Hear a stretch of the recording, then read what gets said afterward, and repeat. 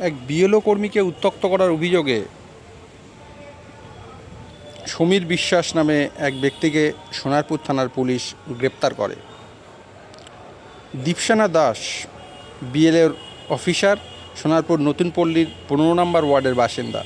তার অভিযোগ, এলাকার এক ব্যক্তি সমীর বিশ্বাস ওরফে রাজু নামে তাকে গালাগালি করছে।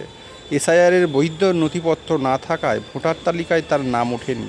তার জন্যই আমাকে দেখতে পেলে বাজে কটূক্তি ও গালাগালি করছিল। সোনারপুর থানায় অভিযোগ দায়ের করি। অভিযোগ পেয়ে পুলিশ গতকাল রাত্রে সমীর বিশ্বাসকে গ্রেপ্তার করে। সোনারপুর পুলিশ গোটা ঘটনার তদন্ত করে দেখছে ঠিক কী ঘটেছিল। পুলিশ সমীর বিশ্বাসকে বারুইপুর আদালতে প্রেস করে।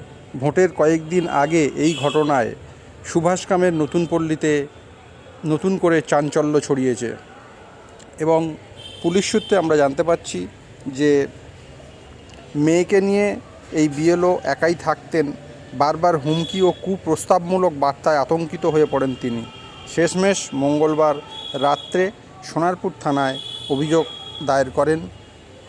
অভিযোগ পেয়েই সাথে সাথে গ্রেপ্তার করে সোনারপুর থানার পুলিশ। গোটা ঘটনা তদন্ত করে দেখছে।